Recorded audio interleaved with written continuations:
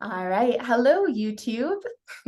Here I have Colleen Howell. She is a intimacy coach and a holistic hormone health coach who specializes in feminine empowerment.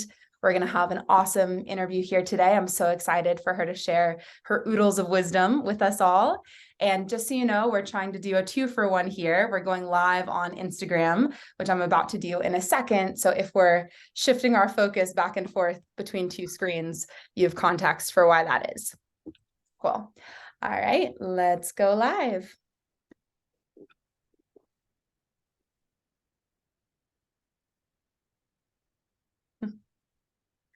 Hello, Instagram family.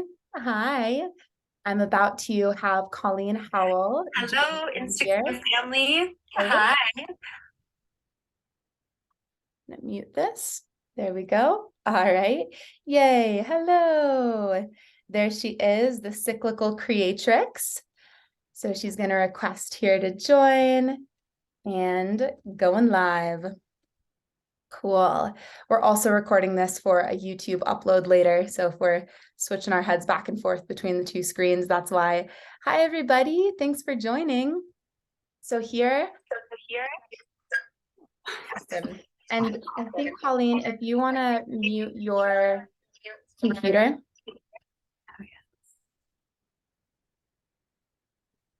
Perfect. All right. So, hi, Colleen. Welcome. Hey, Brandy. Thank you so much for having me. I'm so excited to have this conversation with you. Oh, me too. I'm so excited for you to share your wisdom with everyone. I've been wanting to have you on here for a long time because the workshop you taught, I took so much away from that workshop at Veg Fest, and I reference my notes all the time, and it's been such empowering perspectives for me to use in my life. So I really wanted to share it with others. And just to give a brief intro to those of you who don't know this incredible woman before me, her name is Colleen Howell, and she is a holistic hormone health coach and an intimacy coach who specializes in feminine empowerment.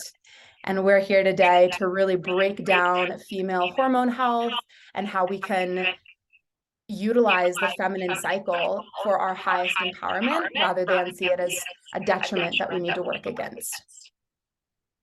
Yeah. So, Colleen, do you want to just take a minute to share a little bit about what you do and what inspires you about the work that you do? Yeah, absolutely. Thank you for that intro. And I'm so glad that that presentation at Veg Fest resonated with you and you've been able to share it.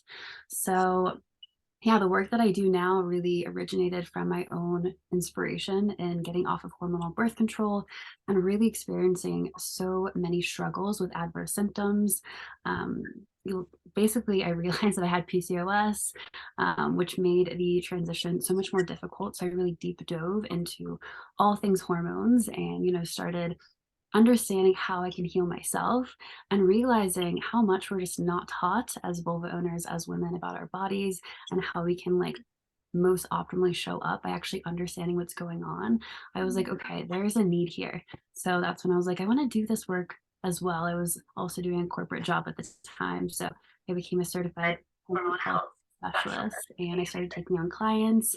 And I feel like it's really evolved since then to feminine empowerment as a whole and really just allowing yourself to be your whole self as a feminine energetic being, but also, healing your hormones on a physical level as well. But there's so much more to it than just, what you're eating and how you're moving your body. It's a lot of conscious view and a lot of societal conditioning that you see your upbringing about how to exist as a feminine being or a vulva owner to kind of debunk so yeah, now I am working with clients on kind of the physical and the energetic, the spiritual level, but also I've been in this sexual relationship intimacy program for the last year plus, and I am also beginning to take intimacy clients. So very exciting. Yeah, so kind of a wide range right now, but they deeply love all the work I'm doing. Yeah, and it all goes so perfectly together, right? The more embodiment work we do of owning all parts of ourselves and our cycle, the more able we are to receive deep intimacy. So I love that you're able to provide both of those aspects for women and couples. Yes, thank you. I know it's funny because I feel like when I first started feeling this call, I was like, oh, like I've always loved talking about, like, you know, the whole realm, everything taboo. I feel like this is kind of like a theme, like sex, love, and relationships, but also like how our bodies function. And I was like, how do they go together? Like, am I just like now going to be specializing in two things that like don't really mesh? I'm like, it really takes, I think, the first portion to then be able to flourish in the second. And I mean, I think intimacy is like, you know, of course, always starts with you and just like the unconditional self-love, you know, not just like the more artificial or surface level self-love, but yeah, deeper self-love that I know you work on all the time. So yeah, they definitely go hand in hand. Well, we'll have to have you back on to do a deep dive into intimacy. And for today, I know our focus is hormone balancing. So let's dive into that. And in thinking about this live, I was pondering the way in which the words hormones are normally used colloquially, especially in the context of women. And I was thinking about it. It's often used in a derogatory sense, right? It's like, oh, your hormones must be out of whack. It must be because of your hormones. Every time I can think of it being brought up in the context of a woman, it's always like, oh, well, it must be that your hormones are to blame. And I've been getting really into etymology. So I just decided to Google what is the etymology of the word hormone. And I found that it's from a Latin root, which means to ignite or to spur on, which to me is a much more empowering context to have for that word, right? These are things that we can utilize to help ignite us and spur us on so that we can move with the river of our energy rather than constantly trying to fight it. So could you just speak to like why maybe we have this negative association with hormones and what we can do to help ourselves change that, recontextualize it? Yeah, oh my gosh, yeah. Well, that is a really cool etymology, just root there that I actually did not know. So thank you for sharing that. Yeah, so hormones, like just, you know, I feel like you said, we talk about them kind of broadly and oftentimes in a negative context when we're talking about women or vulva owners. But, you know, they really just mean chemical messengers and they really are intertwined with every single system in your body. But mostly, you know, it's your brain to ovary connection. And oftentimes they're seen in a negative context because, you know, we do live in this patriarchal society that kind of glorifies and celebrates us for existing in a way that is ideal for the male body. So just in a very static way, like always doing, being, accomplishing, and not really allowing for us to rest or just be in our like our whole self, like celebrating the darkness. You know, it's not a bad thing, but like, you know, the rest, the just completely rupturing and allowing yourself to be in that space. And you know, that's kind of like when we talk about the menstrual cycle, you know, it's roughly a 28-day cycle where we have these moments of higher energy and we have these moments of, you know, we're hitting our peak and then we have our crescendo and then we go further down and we lose energy and our mood often goes down, our sex drive goes down, and that's also beautiful. You know, it's like, think of the seasons, right? The earthly seasons or the lunar cycle, it's all necessary for the wholeness. And so for our society to only celebrate just one part of our cycle, which is just, you know, the high energy, the place where we have the capacity to do the things that, you know, to always be grinding is, yeah, just not really supportive of the reality of the physiology of being a vulva owner. So yeah, kind of like the work I'm doing is to allow for vulva owners to fully feel in and to understand their bodies and feel validated in what they're moving through. And, you know, instead of being like, oh, it's my hormones, like, it's my hormones, you know? Yeah, I love that. So women have this 28-day cycle where we cycle with the moon, and then men, and this is something that I learned from you, they have a 24-hour cycle, right? So they're cycling with the sun. Yeah, so it's roughly 28 days. I mean, like the healthy normal cycle is 21 to 35 days. So 28 days is kind of like a rough amount. It's going to be dependent on the individual. But yeah, so the most close parallel is the lunar cycle for a vulva owner's body, and for a penis owner's body, the solar cycle. So, the way our society is based is, you wake up in the morning, you have all this energy, and testosterone, which is the main sex hormone for males, for penis owners, is highest in the morning, and it pretty much stays sustained as the sun is high in the sky. And then, as it starts lowering in the sky, energy starts going down, dwindling, the workday ends, and you go home, you have food, you go to bed, and you repeat the cycle all over. And that's the same way that they're able to show up every single day. But yeah, for vulva owners, it's a little bit different. So, when we look and see the vast hormonal dysregulation and the burnout and the rising levels of infertility, it makes sense that we are going against the very nature of our bodies. Yeah, we're trying to fit a square peg into a round hole, so to speak. What do you think it would look like for our society to honor the feminine cycle over the masculine cycle? Because clearly capitalism likes to work with the masculine 24-hour cycle. So what would that even look like to reimagine society based on the feminine cycle? I love that question.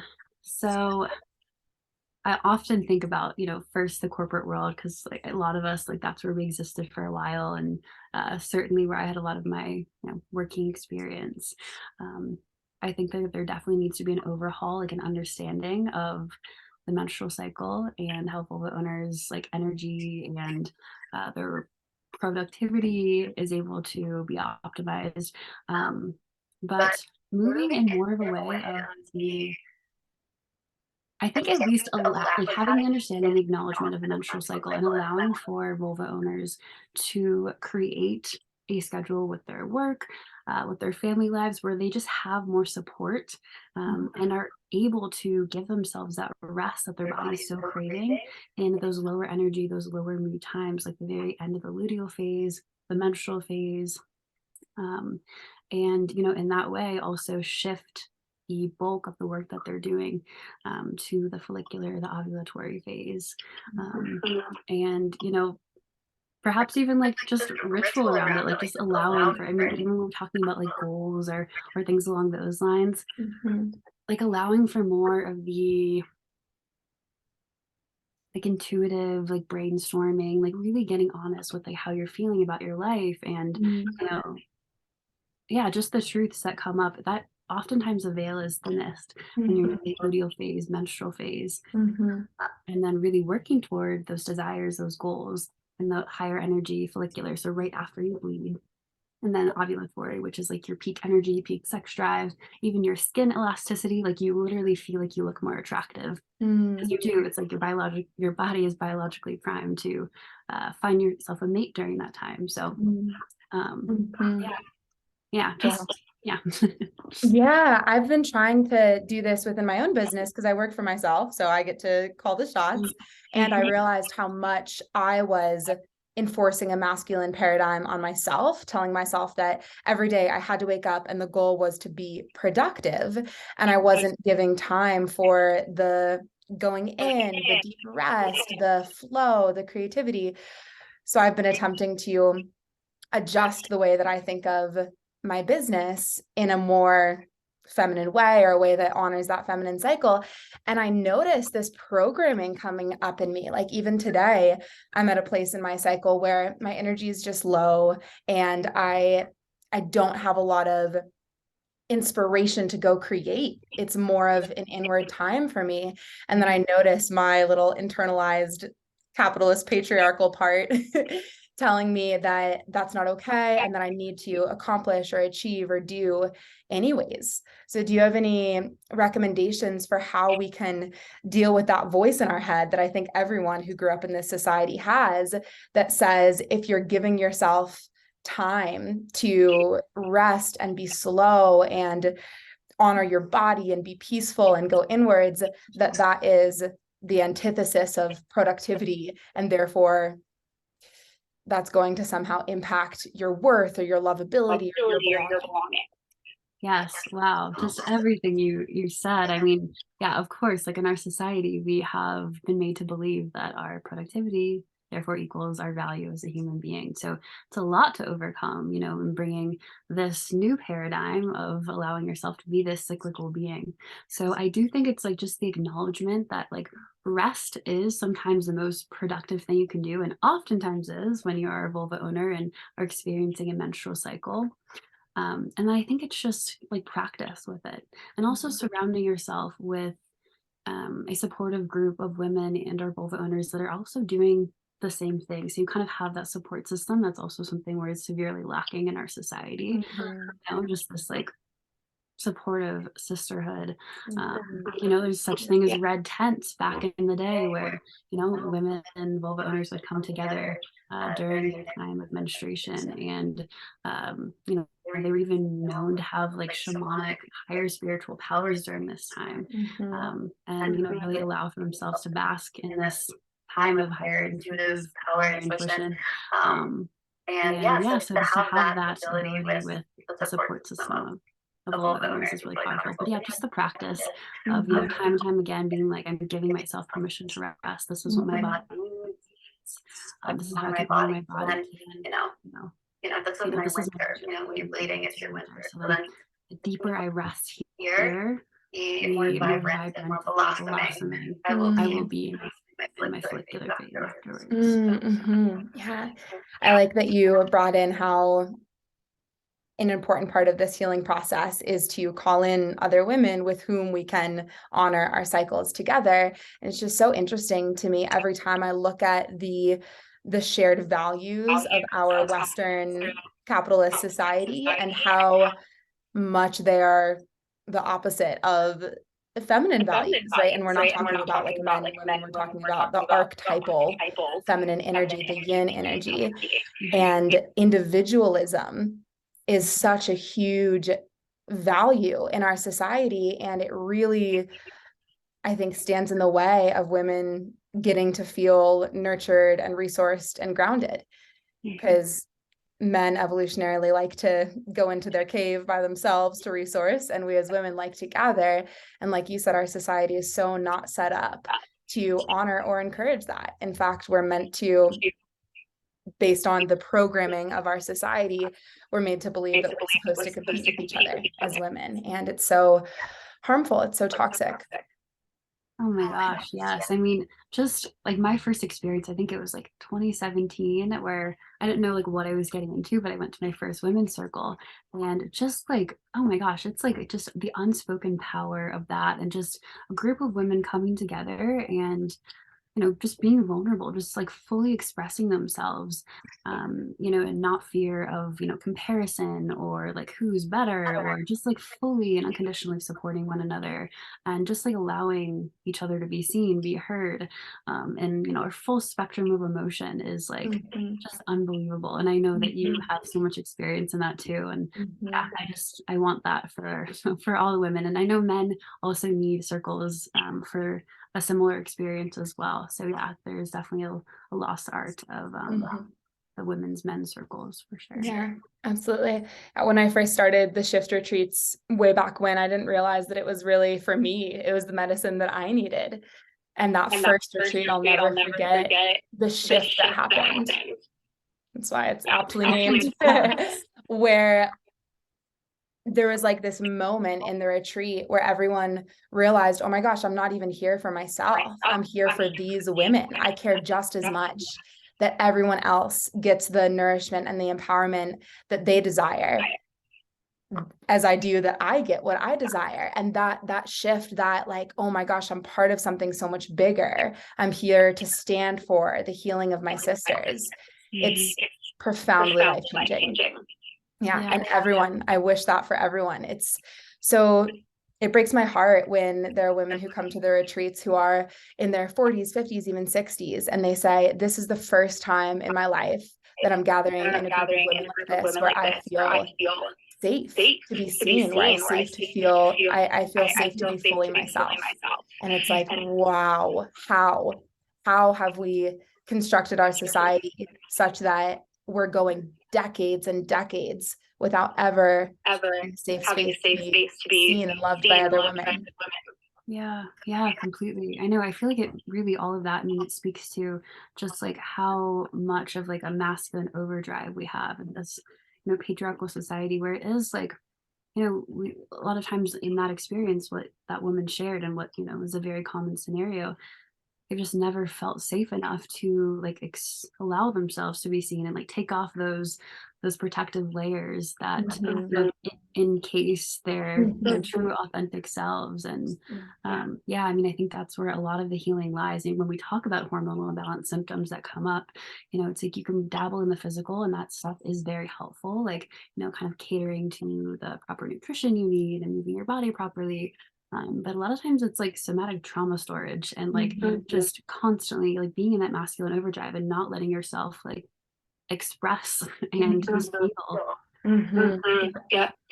And of course we have this casing that we've built around ourselves because we're being asked to live inside of a paradigm that is so counter to our nature. So of course we need those protective layers. Looking here at Gabriella's question, she says, can you talk to how hard it is to overcome the guilt of needing to go, go, go, and it leading to burnout and how that affects us physically? I'd love to hear, Colleen, from a hormonal perspective. Yeah, absolutely. So when we talk about just like constantly being on the go, we're often talking about just like consistently high cortisol levels, so like our main stress hormone. So, when we have like a stress response, we're in our like fight, flight, freeze, or fawn, and our cortisol levels surge up. And our cortisol levels, like, they're not a bad thing. We need cortisol to like be energetic and to, really exist. It's kind of like, in a way, like kind of like our life force energy. But when we have too much, like it's really traumatic for the rest of our body to try to overcompensate. So what happens when you have consistently high cortisol levels is it actually competes directly for hormone cell receptor sites with your sex hormones. So your cortisol levels are really keeping you alive.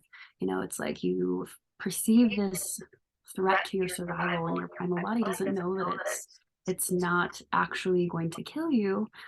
So it's going to deprioritize anything else that is not absolutely imperative to your survival, aka reproduction. Your body's sensing it's not safe to bring in a child, to bring a new life. So whether you want a child or not, your body's going to deprioritize those sex hormones. So we're talking about, likely low progesterone levels, which is, kind of estrogen and progesterone, like yin and yang hormones in the female body. And we need that to, like, after we ovulate, that rises on up. And it's also the hormone that we need to carry pregnancy to term. But it's our main hormone during our luteal phase. So after ovulation and before we menstruate, that kind of keeps us in a more like calm place. It's also, if we don't have sufficient levels, we'll experience more PMS symptoms, a lot more anxiety, mood swings, things along those lines, sleeplessness. So yeah, and just I think that's like the main thing. Also we experience adrenal fatigue. So that's when we feel like our cortisol levels, our free cortisol and our metabolized cortisol is just completely out of whack, where we're likely experiencing a lot of fatigue in the morning, and then oftentimes you experience that like wired feeling at night. Circadian rhythm is huge in that, and a lot of that is actually spending more time outside. So first thing in the morning, getting up, allowing your eyes to see the sun. And when we talk about getting sufficient sleep, that's kind of the foundation for like in a physical sense supporting your hormones. But allowing your eyes to see the sun, and 20-ish minutes or so. And then also limiting blue light. We hear this all the time as we near bedtime, at least like 60 minutes before you go to bed, so your body can adjust to that darkness and start creating melatonin. So that helps a lot with just your adrenal function. Awesome. Oh, I love that explanation from the hormonal perspective, because it illuminates how when we really challenge the dominant narratives that we've internalized about how we must go, go, go in order to be productive, because we've conflated productivity with our worth, which is all under this umbrella of the masculine paradigm. When we take the time to really challenge those narratives, then we start to see ways in which we can accomplish maybe just as much, but with so much more ease. Mhm. Yeah, Like absolutely.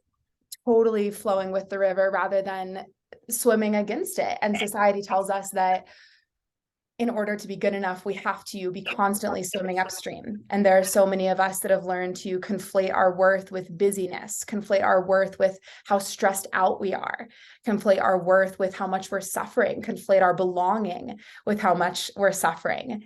And therefore, we develop these habitual patterns of relying on adrenaline and relying on caffeine and relying on those stress hormones to get us through the day rather than allowing ourselves to rest so that our hormones, our physiology, our psychology, everything is actually working for us. And we have more creativity coming through and we can see simpler, easier, more collaborative solutions to whatever problems we could only see a stressed out solution to before. Yes. Oh my gosh, I love that you said, yeah, we become like almost addicted to these stress hormones. We don't even know what it feels like to just listen to our bodies and just go off of what we are actually needing at every moment. And I think like just thematically, just like over everything we're talking about, it really is just tuning into your body and listening to what you need every moment. Maybe it's like, hunger wise, or like I just need a little like a 5 minute break in the fresh air with some sunshine. And I think, just little steps, it doesn't have to be like this big, complete, like, overthrowing everything you've ever known at once. But, like maybe you've told yourself that you can't take breaks during the day, that is, irresponsible of you or whatever it might be. But like, break that thought pattern and, go outside, lay in the sun for like 10 minutes and just let yourself be. And, any sort of thought that creeps in, like, what am I doing? I'm not doing anything. I'm not being productive. I'm losing precious time. Like, just you're filling your mind with really powerful thoughts that are rewriting that narrative. This is exactly what I need right now. Like, how do you feel, body? Wow. I'm realizing through this conversation how much all of this work is deeply intertwined with the work of deprogramming, because you just did a post about this, that we as women have internalized the narrative that our bodies are for others, that our pleasure is for others. And when we've internalized that, then how are we going to be able to listen to what our bodies need when we're relating to our body as an object, as a thing to be managed, as a thing to be manipulated, as a thing to be sculpted, rather than as a sentient being that has a consciousness and an intelligence of its own, that knows what we need. Oh my gosh, yes, absolutely. Yeah, I mean, I think really allowing yourself as often as possible to just more deeply drop into the body. And this could be as simple as just tuning into your five senses, as these sentient beings, like you said, we have these beautiful five senses that we get to experience life through. So, either creating an environment for yourself where all five senses are catered to in like the most delicious way possible, like, filling your environment with your favorite scents, your favorite textures, your favorite sounds, or going outside is one of the easiest ways. There's always, there's birds chirping and there's wind that gets blown on your face and you feel the heat of the sunshine. And yeah, I think that can be one of the simplest ways, just to get into your body, because we've been taught to just kind of exist from the chitter chatter of our minds. So yeah, to actually treat our bodies like these beautiful, wonderful things that are actually filled with so much wisdom that we just need to tap into. And I think in order for us to actually give ourselves permission to do that, we have to feel that we're worthy, which means healing from these narratives that tell us that we're worthy when, or we're worthy because, rather than we're worthy, period. We're worthy once we've accomplished enough, once we've made enough money, once we've got enough followers, whatever the narrative is that we've bought into. It doesn't matter how well versed we are in how to take care of our bodies. We're simply not going to do it unless we've done that work to realize that we're worth it and our bodies are worth it. I love relating to my body like its own animal, like not me, but this consciousness of its own, because that makes it easier for me to be like, well, okay, body, what do you need today? Right? I want to check in with you just like I check in with my animals. My pup's sleeping behind me. I don't know if you can see her in the corner. Oh my gosh. And then that's when the voice of the body starts to come through. But we need to recognize these other voices in our mind as not our own, as internalized programming that we did not create, that we never consciously accepted or bought into. It was just a program that was uploaded into our consciousness when we were born into this society.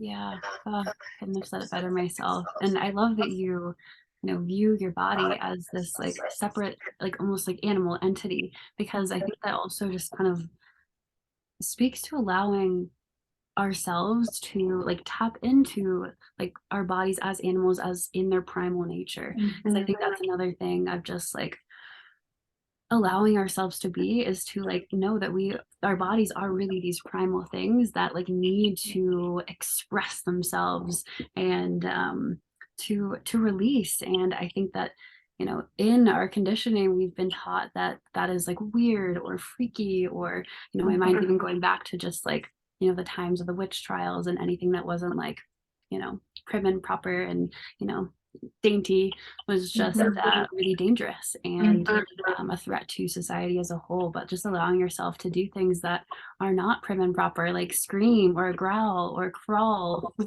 do whatever your body feels it needs to release whatever you're moving through, if it's an emotion that your body is processing, or maybe just a sensation you're experiencing, and you would heighten whatever sensation by doing some weird twist or shaking or jumping. Yeah. It makes me think of the Marianne Williamson quote, our greatest fear is not that we are inadequate, but that we are powerful beyond measure. And I think it's not only our greatest fear, but also society's greatest fear. We are so incredibly powerful as women. And I think society is threatened by that power being unleashed. So they espouse these narratives that make us believe that the things that have us tap into our power are weird or taboo or wrong or gross or disgusting, or whatever label society likes to slap on it. Because my gosh, how powerful would we all be if we were united rather than divided, if we were united with each other and we were united with our bodies and the power of our feminine cycle. Oh my gosh. I pray that we get to see a world in which that is the reality. I mean, even saying like, I mean, beyond, just like allowing ourselves to experience our feminine cycle and accepting it fully and allowing for it. Like you're just saying, like, I mean, the conditioning is also as far stretching as like our actually deeming our bodies, like our vulvas, our breasts, whatever it might be, as like weird, misshapen, smelly. Like we to develop like so much self-consciousness where like we can't even like look at our own vulvas and like love on them, or and that of course translates to intimacy or whatever scenarios you come across. But it's certainly something that is also like, it takes practice, just I love mirror work. It's one of my favorites. I feel like, was it Goop or something? I feel like it was exposed mainstream. It was some sort of sex documentary. I've seen so many of them at this point. But just looking at yourself in the mirror and practicing that non-judgment and just like loving on yourself fully, like you're like all the little parts and pieces that you're like, oh, like that needs work, or whatever the stories are that you've been telling yourself, and just like, wow, beautiful, I am gorgeous. And just over and over. Of course, at first it's like, okay. And the word intimacy breaks down phonetically to into me see. And if we haven't practiced looking deeply into ourselves and accepting everything that there is to see there, then how on earth are we going to allow another person to do that? So it's this practice of self-intimacy, looking into ourselves and practicing loving whatever is there to witness. Yes, absolutely. I mean, intimacy really, it's a sense of closeness. And like, again, breaking it down like that, it does start with the self, the self-love. And, as Valentine's Day is tomorrow, I'm like, I was actually reflecting back. I've always loved Valentine's Day, and it's not because I was like, oh, I always had like a partner, but I was like taught from a young age. I used to host all these Valentine's Day parties, starting at, I think it was like age 8, where it was just like a gathering of girlfriends, and we would just like play games and just like celebrate like love and like hearts and Cupid and, you know, but yeah, just like prioritizing it with yourself. And, you know, I think we've also been taught that Valentine's Day is like a symbol of it all, needs to be with a romantic partner, but it always starts with yourself. Yep.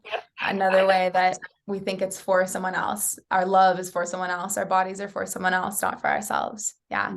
And speaking of the date, I don't know if we planned this, but today is the 13th, which is my favorite number and favorite day of the month. And I think this programming about that the feminine is bad even extends into our aversion to the number 13. We talk about it like it's bad luck, when really it's a sacred number, right? Do you want to explain why it's a sacred feminine number? Oh, yes, of course. I know, it's so wild. You know, we always hear like, so scary, Friday the 13th. And I remember hearing that when I was young, and like, I didn't even know why. I was like, ooh, spooky, you know? Yeah. But yeah, I mean, it really goes back to, there's, you know, 13 lunar cycles every year, and there's also typically 13 menstrual cycles every year. So it really is symbolic of divine femininity. And it's like such a sacred day, you know, whenever that falls. And, you know, maybe it's Friday the 13th, or just, you know, Monday the 13th. Can be like just such a powerful day, honoring the feminine. And well, and Monday is Moon Day, right? Because every day of oh, this yes. corresponds to a planet. That's So right. this is like Moon Day, the 13th, and there's 13 moons every time we circle around the sun. Yes. Oh my gosh. Then today is quite powerful. Yeah. We didn't plan it like that, but it just happened to, it was in the stars. In the moon. Serendipity. Yeah. Well, I'm looking, I have so many other questions that I wanted to ask you, and I know we don't have a ton of time left. So I'd love for us to touch briefly on, and I know you mentioned it earlier, but go a little deeper into the 4 phases or the 4 seasons of the female cycle and what we can ideally focus on in each in order to harness the power of the female cycle. Yes. Okay. So, like we touched on before, roughly 28 days, but this 28-day cycle is broken down into 4 phases. So, the one we are most familiar with likely is the menstrual phase, or when you're actually bleeding your period. And that'll roughly last from usually like 7 days, 5 to 7 days. And that's like your inner winter. So, this is a great time to really allow yourself to rest and restore. And this is a great time to also focus on mineral rich foods. So, you're losing a lot of minerals in your blood. So, you know, think of, I mean, like beets, and this is a great time for like seaweed and like algae type foods, but really making sure that you're nourishing yourself, listening to your body. One of my favorite things is adrenal cocktails. So really good for your whole adrenal function, but definitely good mineral replenishment during this time. So a source of vitamin C. So I'll usually do like lemon juice, you do lime juice, coconut water, I'll usually do for the potassium. You could also do aloe vera juice. And then for the sodium, like a mineral rich salt, like Celtic sea salt or pink Himalayan salt. I love doing those during that time. It really just really giving yourself permission to rest.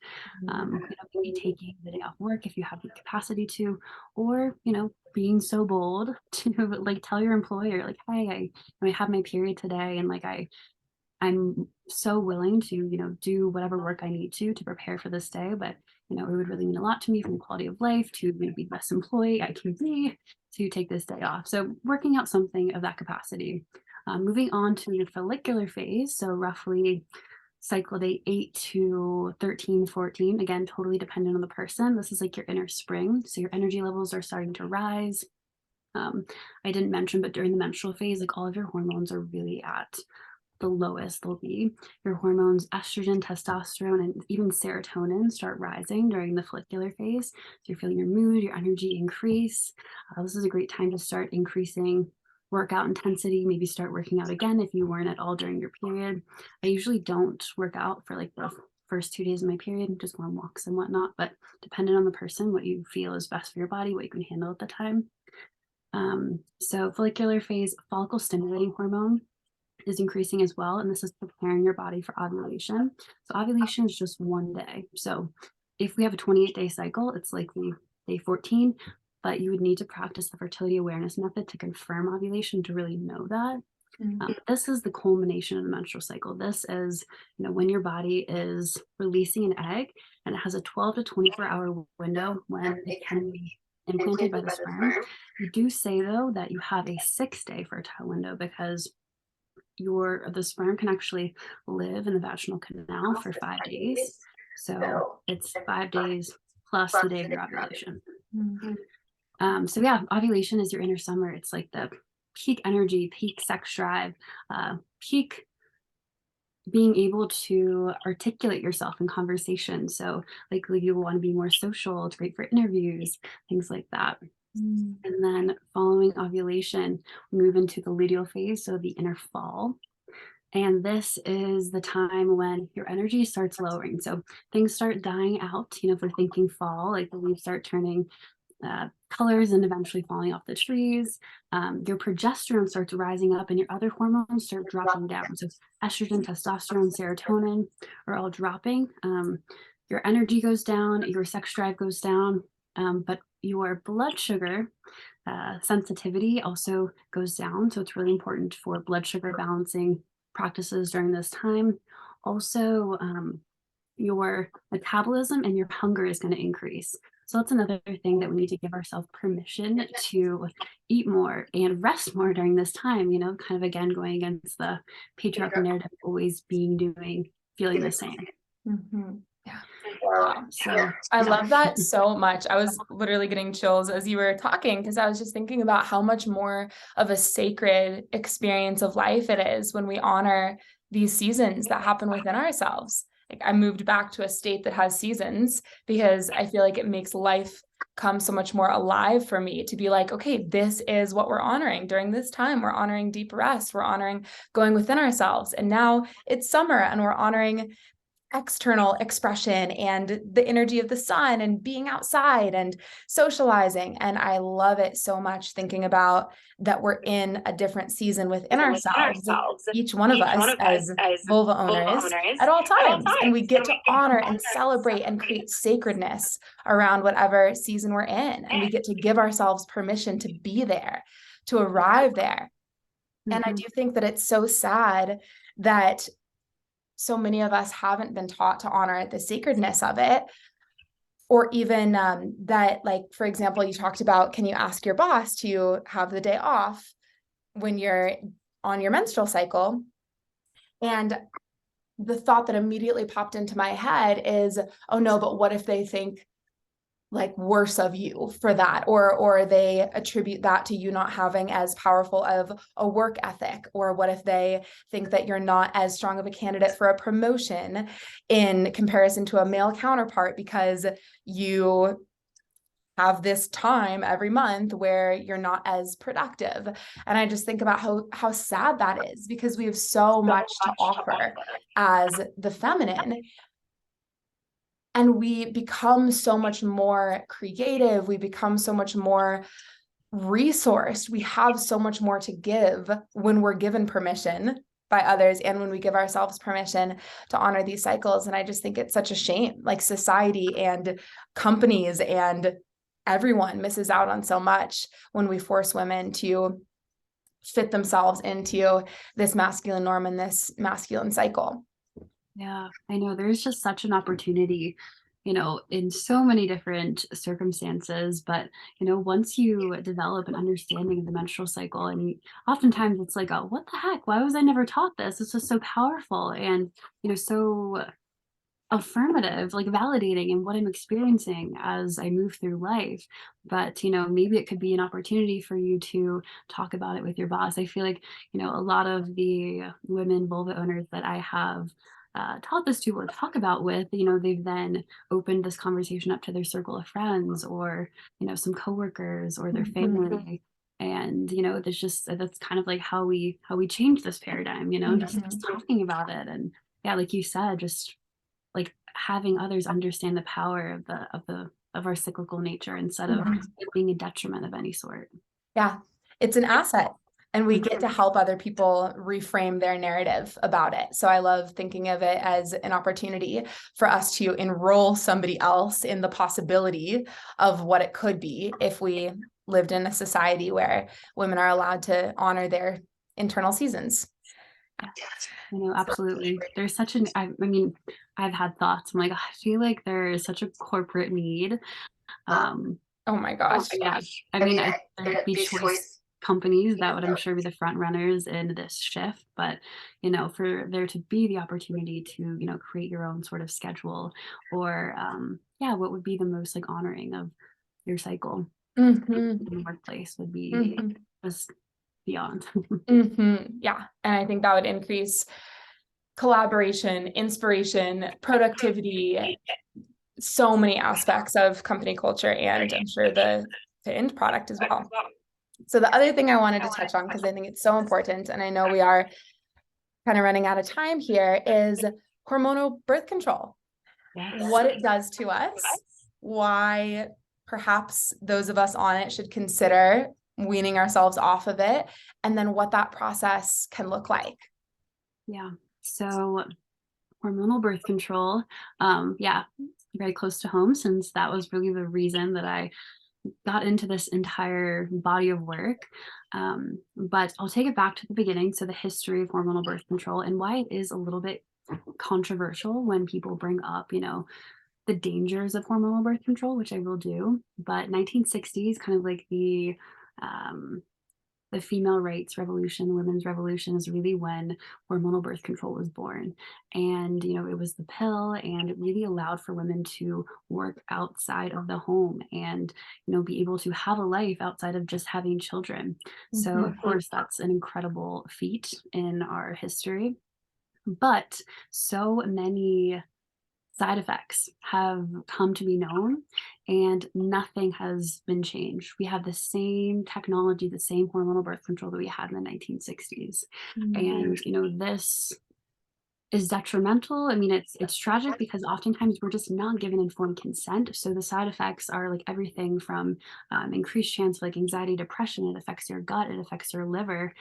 There's associations with risk of higher diabetes, with certain reproductive cancers, with stroke. And I highly recommend the documentary, The Business of Birth Control. It really goes into all of this, but we're not taught. It's always, of course, the choice of the vulva owner and what she wants to do with her body. Hormonal birth control is an option at preventing pregnancy, but most of us aren't ever taught what it actually does. So aside from all the side effects, what it does is turn off your brain to ovary connection. So essentially, you don't have a menstrual cycle. You really are in your luteal phase. It's basically a pregnancy simulation. So your luteal phase of the 4 phases of the menstrual cycle is like the most similar to a pregnancy. So basically, your hormones are just like constant little spikes with estrogen and progesterone at a very low level, and that is the synthetic estrogen progesterone that is in most hormonal birth controls, instead of having like the big spikes and dips of your naturally occurring sex hormones. So oftentimes you have a suppressed libido, you have just like sexual dysfunction, you oftentimes like have wild mood differentiations throughout. You have a dysregulated like stress response. So apparently your cortisol level doesn't really spike. So when you get off, it's quite an adjustment to have your body actually have a regulated stress response. It's usually like off the charts. So just a lot to understand to actually move off of it. First want to know how it's affecting your body to then make that transition. And it is quite a transition in coming off of it. I want that to be known too. It's like, I definitely recommend prepping your body, and then at least 3 to 6 months after, like really, really supporting your body nutritionally, with movement, with certain herbs that are helpful. But yeah, so, it also is something that we often are not taught is the impact that it has on your ability to select your mate as well. So when you're in a pregnancy simulation, you actually go more into this biological need to surround yourself with like relatives, like those that are going to create a support system for this child to be brought in. So you actually are attracted to people that have a similar genetic profile to you, which has been shown in long term not to be the most beneficial partnerships, for like long lasting relationships or even the health of the child, which is just completely wild. Yeah. This is mind blowing. I feel like a veil is being lifted. It's so interesting to me when I think about the movement of feminism and how oppression likes to change costumes and pretend that it's something else when really it's the same thing. So thinking about, wow, we had these huge breakthroughs in feminism where women were able to participate more in society and get jobs more readily. But then this whole other form of oppression comes in where it's like, okay, well, in order to do this, you're going to have to buy into and conform to this masculine paradigm, which is harmful and hurtful to your body and your energy and the way that you function.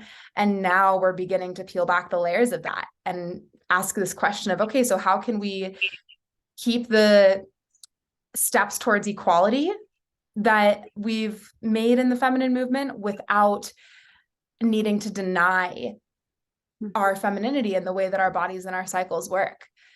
And I just think that's such an interesting question to sit with, right? To what extent have we made progress, and where are the back steps that we've taken that were in the name of progress, but actually weren't progress?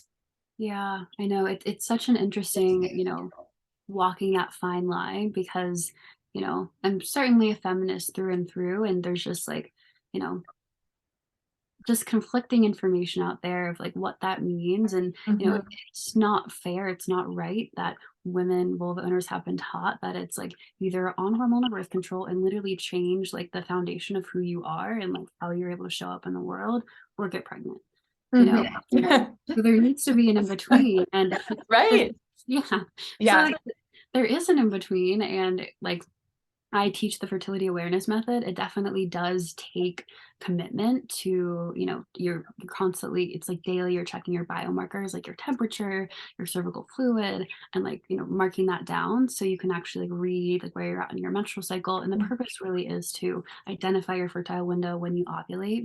So you can either, take precautions to avoid pregnancy, or if you're trying to get pregnant, have an easier time getting pregnant. But, that's kind of something that, again, like, is always spoken down on, that it's not that effective, which 99.4 to 99.8% effective. So pretty darn effective when it's taught properly. So there's definitely a lot of room. And I think getting to know your body is one of the most empowering things you can do in that. So oh, absolutely. I don't know if I told you this, but after your workshop at VegFest, I went to my gynecologist, and I have a copper IUD, which I made that choice because intuitively I was like, I don't think that hormones are good for my body. But then after your talk, I was like, you know what? I really want the incentive to get to know my body and my cycle and to trust my body. And then I went to my gynecologist to talk about it. And it's just so crazy, the brainwashing of the hormonal birth control industry, because she's literally sitting there in front of me telling me that the fertility awareness method doesn't work and that it would be silly if I'm not ready to have a baby, that I just shouldn't try it. And I also was telling her that I was experiencing like really bad cramps and these other symptoms. And she was like, oh, well, we'll just get you on hormonal birth control. And I'm like, well, no, I don't want to get on hormonal birth control. And she's like, but why? And I'm like, well, because I know a lot of women who have experienced very adverse effects. And she's like what? There aren't adverse effects. Like, what are you talking about? And I'm like, how on earth can you be a gynecologist and be sitting here asking me what adverse effects are there to hormonal birth control? It's just crazy. But so many people don't have the time, the bandwidth, the energy to do this kind of research. So of course, they're just going to take what their gynecologist is saying at face value, or take what the hormonal birth control commercial that they see at face value. So thank you so much for presenting this information to us in a nuanced way, not saying that there's anything bad or good, but just giving us enough information that we can make informed, empowered choices for ourselves. Yeah, of course. Yeah, I mean, I definitely resonate with that experience. I know so many vulva owners have had a similar experience, and coming to your OBGYN, your gynecologist, and, telling whatever symptoms you've been experiencing, and the answer is almost always hormonal birth control. And I think, like you said, it's just a product of, their medical schooling and not really including like the wide the expanded version of all that hormonal birth control really entails. Yeah. So like I said, I definitely recommend whoever wants to check it out. Birth control. It's just Google it and it'll pop up. They're really, really powerful. They also, just a caveat, if anyone's in the space of interested in conceiving, giving birth, maybe you're pregnant, maybe you want to be at some point, but they also have the business of being born. Yeah. So just watched that one. Okay, yeah. That was wild. Yeah, if you haven't watched that movie and you're considering having a child in your lifetime, I highly recommend it. Yeah, that's all I'll say about it. So in the last couple minutes here, before I give you an opportunity to share about any offerings that you have coming up or ways in which women can work with you or couples can work with you, I just wanted to ask, so what do you think of this is more of a selfish question, the copper IUD? So I know if you're on hormonal birth control, you're not really having your menstrual cycle. If there's no hormonal copper IUD, is that problem negated or no? So as far as hormones, it does not impact your hormones, but there are some other side effects that are known with the copper IUD. I guess it can contribute to copper toxicity. And then also, I think maybe you experience this or not, but I mean, it can be quite a painful procedure. So I think those are the two main concerns that people have. Yeah, and I've heard it exacerbates cramps, right? Can make them worse. Yeah. Okay, cool. All right. Well, please, anyone logging on here, follow her at the Cyclical Creatrix. She produces such awesome content that's been so helpful and so informative for me in my journey of understanding my body, understanding my cycle, honoring my hormones, trusting my body's intuition. So I highly recommend her content. And Colleen, I'd love for you to share about other ways that viewers can engage with you, work with you. Yes, thank you so much for having me. This has been so wonderful. And thank you. So right now, tomorrow, I will be launching my Sensual Seductrix one-on-one coaching, which is really an exploration of the self and, moving deeper into the body, really allowing yourself to be in that felt sense and to really liberate your sexuality, your sensuality, and to be able to show up as this magnetic, feminine, embodied human. Whether that is, experiencing more pleasure in your life or feeling more connected to yourself, to a partner. It really runs the whole gamut. But yeah, that is my latest offering. So definitely, I think the link in my bio will have all the info on that right now. But otherwise, you can just catch me on my Instagram at the Cyclical Creatrix or my TikTok at the very same. So the Cyclical Creatrix. Okay, awesome. And that program you talked about, is that a one-on-one program, a group program, an online program? So it's a one-on-one program and it is 5 sessions within this coaching package. And I will say, once I open it up tomorrow, the first 3 people that sign up will get an additional coaching session. So 6 coaching sessions for the price of the 5. Amazing. Awesome. Well, I highly recommend it. Thank you so much to everyone who tuned in.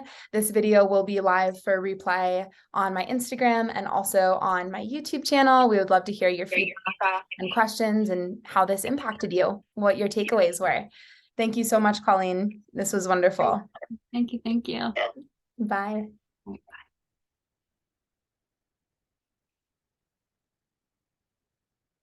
Let's see. All right, I'm gonna stop the recording here. Bye. And then